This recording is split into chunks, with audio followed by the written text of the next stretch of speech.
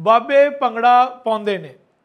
Indian ਫਨਕਾਰ Daljit Dosanjh ਤੇ ਪਾਕਿਸਤਾਨ ਦੇ ਮਸ਼ਹੂਰ ਫਨਕਾਰ ਸੁਹੇਲ ਅਹਿਮਦ ਦੀ ਫਿਲਮ ਦੇ ਨਾ ਸਿਰਫ इंडिया ਦੇ ਵਿੱਚ बल्कि पाकिस्तान ਦੇ ਵਿੱਚ भी चर्चे।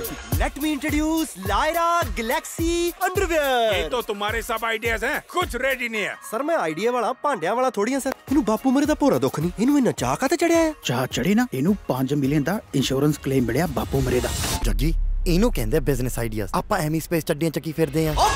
20-25 ਦੇ ਪਤੰਦਰਾ ਨੇ ਮੇਨ ਪੀਸ ਗਰਾਜ ਚਲਾ ਰੱਖਿਆ ਸੀ। ਸਤਿ ਸ਼੍ਰੀ ਅਕਾਲ, ਨਮਸਕਾਰ ਤੇ अस्सलाम वालेकुम। ਤੁਸੀਂ ਵੇਖ ਰਹੇ ਹੋ ਇੰਡੋਜ਼ ਟੀਵੀ ਆਸਟ੍ਰੇਲੀਆ। ਨਾਜ਼ਰੀਨ, ਇੰਡੀਅਨ ਫਿਲਮ ਬਾਬੇ ਭੰਗੜਾ ਪਾਉਂਦੇ ਨੇ ਦੀ ਪਾਕਿਸਤਾਨ ਦੇ ਵਿੱਚ ਖੂਬ ਪਜ਼ੀਰਾਈ ਹੋ ਰਹੀ ਹੈ। ਇਹਨੂੰ ਖੂਬ ਪਸੰਦ ਕੀਤਾ ਜਾ ਰਿਹਾ ਹੈ। ਇਹ ਫਿਲਮ ਨਾ ਸਿਰਫ ਇੰਡੀਆ ਤੇ ਨਾ ਸਿਰਫ ਜਿੱਥੇ ਜਿੱਥੇ ਪੰਜਾਬੀ ਵਸ ਰਹੇ ਨੇ ਉੱਥੇ ਵੇਖੀ ਜਾ ਰਹੀ ਹੈ, ਬਲਕਿ ਪਾਕਿਸਤਾਨ ਦੇ ਵਿੱਚ ਵੀ ਇਸ ਫਿਲਮ ਨੂੰ ਬਹੁਤ ਜ਼ਿਆਦਾ ਪਸੰਦ ਕੀਤਾ ਜਾ ਰਿਹਾ ਹੈ।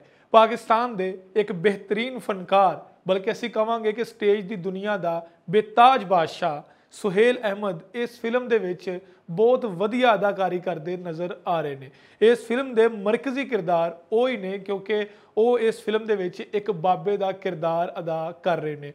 दूसरी तरफ दलजीत दोसांझ जिहड़े ने उन्हां दी अदाकारी तो कौन वाकिफ नहीं, वो उस फिल्म के हीरो जरूर है, लेकिन सुहेल अहमद साहब की अदाकारी ने ਉਹਨਾਂ ਦੇ ਉੱਪਰ ਇੱਕ ਬਹੁਤ ਜ਼ਿਆਦਾ ਡੋਮੀਨੈਂਸ ਕਰ ਦਿੱਤਾ ਤੇ ਇਹਦਾ ਇਕਰਾਰ ਖੁਦ ਦਲਜੀਤ ਦੋਸਾਂਝ ਨੇ ਵੀ ਕੀਤਾ ਹੈ। ਉਹਨਾਂ ਨੇ ਕਿਹਾ ਕਿ ਸੈੱਟ ਦੇ ਉੱਤੇ ਤੁਸੀਂ ਜਿੱਡੇ ਮਰਜ਼ੀ ਵੱਡੇ ਹੀਰੋ ਹੋ, ਲੇਕਿਨ ਜਦੋਂ ਸੁਹੇਲ ਅਹਿਮਦ ਸਾਹਿਬ ਬੋਲਦੇ ਨੇ ਉਹਨਾਂ ਦਾ ਵੋਕਲ ਤੇ ਉਹਨਾਂ ਦਾ ਸਟਾਈਲ ਤੁਹਾਡੀ ਅਦਾਕਾਰੀ ਨੂੰ ਫਿੱਕਾ ਕਰ ਦਿੰਦਾ ਹੈ, ਕਿਉਂਕਿ ਸੁਹੇਲ ਅਹਿਮਦ ਸਾਹਿਬ ਵਰਗਾ ਅਦਾਕਾਰ ਦੋਨਾਂ ਪੰਜਾਬਾਂ ਦੇ ਵਿੱਚ ਨਹੀਂ ਹੈਗਾ। ਪੰਜਾਬਾਂ ਦੇ ਵਿੱਚ ਅਗਰ ਅਸੀਂ ਪਾਕਿਸਤਾਨ ਦੀ ਗੱਲ ਕਰੀਏ, ਪਾਕਿਸਤਾਨ ਦੇ ਪੰਜਾਬ ਦੀ ਜਾਂ ਇੰਡੀਆ ਦੇ ਪੰਜਾਬ ਦੀ ਅਸੀਂ ਗੱਲ ਕਰ ਲਈਏ ਤੇ ਕੈਰੀ ਔਨ ਜੱਟਾ ਤੋਂ ਬਾਅਦ ਪੰਜਾਬ ਦੀ ਫਿਲਮ ਇੰਡਸਟਰੀ ਦੇ ਵਿੱਚ ਇੱਕ ਨਵਾਂ ਤੂਫਾਨ ਆਇਆ ਤੇ ਉਸ ਤੋਂ ਬਾਅਦ ਉਹ ਫਿਲਮ ਇੰਡਸਟਰੀ ਇੰਨੀ ਮਜ਼ਬੂਤ ਹੋ ਗਈ ਕਿ ਪਾਕਿਸਤਾਨ ਦੇ ਵਿੱਚ 2021 ਚ ਜ਼ੋਰ ਪਾਇਆ ਗਿਆ कम अज़ कम तुसी बॉलीवुड तो नहीं लेकिन इंडियन पंजाब जिहड़ा हैगा उन्हां दीयां फिल्मां इत्थे लाजमी सिनेमा घरां च रिलीज़ होण दवो।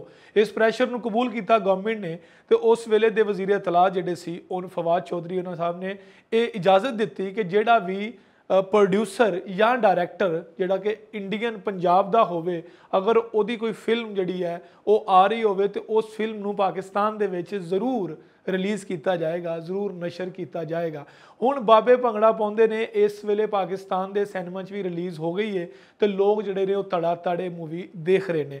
दलजीत दोसांझ का एक आखना सी कि इस फिल्म के विच सिर्फ तुहानूं जुगतां या मज़ा नज़र नहीं आएगा, बल्कि इस फिल्म के विच एक बहुत वड्डा अखलाकी सबक भी है तो वह सबक इदा वड्डा है कि तुहानूं चाहीदा है कि तुसीं अपनी दादी नानी माँ ते अपने वड़कियां नूं जिहड़ा वो सिनेमा च लैके जाओ ताकि वो फिल्म देख सकन, तुहाडे नाल इंजॉय कर सकन। दूसरी तरफ दलजीत दोसांझ ने आख्या कि सुहेल अहमद साहब का सैट ते आना ही साडे लई बड़ा मुबारक सी, क्योंकि जो सैट ते आए ने उस तो बाद जिन्ने भी फनकार ने उन्हां दी कॉपी करने की कोशिश करते रहे, लेकिन सुहेल अहमद साहब जिहड़े ने वो एक बहुत वड्डे फनकार ने। जबकि दूसरी तरफ सुहेल अहमद साहब ने भी दलजीत दोसांझ की तारीफ करते हुए आख्या कि वो ना सिर्फ एक अच्छा अदाकार है बल्कि एक बड़ा खुश इखलाक इंसान भी है, जिहड़ी कि सब तो वड्डी गल ये कि फिल्म जिहड़ी हैगी है कैनेडा दे विच बनी है तो कैनेडा के उपर बनने वाली इस फिल्म के विच जिहड़े मरकजी किरदार ने वो दलजीत दोसांझ तो सुहेल अहमद साहब ही ने, क्योंकि ये फिल्म जिहड़ी हैगी है वो टोटल एक कहानी के गिरद गर्दिश कर रही है। वो कहानी जिहड़ी है वो एक इंश्योरेंस जिहड़ी है कि बाबे की इंश्योरेंस के उपर है तो इस कहानी नूं अगे ले जांदियां होया किस तरह ये कहानी ट्विस्ट आते हैं, किस तरह कहानी क्लाइमैक्स वाल पहुँचती है, ये तुसीं फिल्म वेखोगे तो फिर तुहानूं अंदाज़ा होएगा। वेखदे रहो इंडोज़ टीवी आस्ट्रेलिया।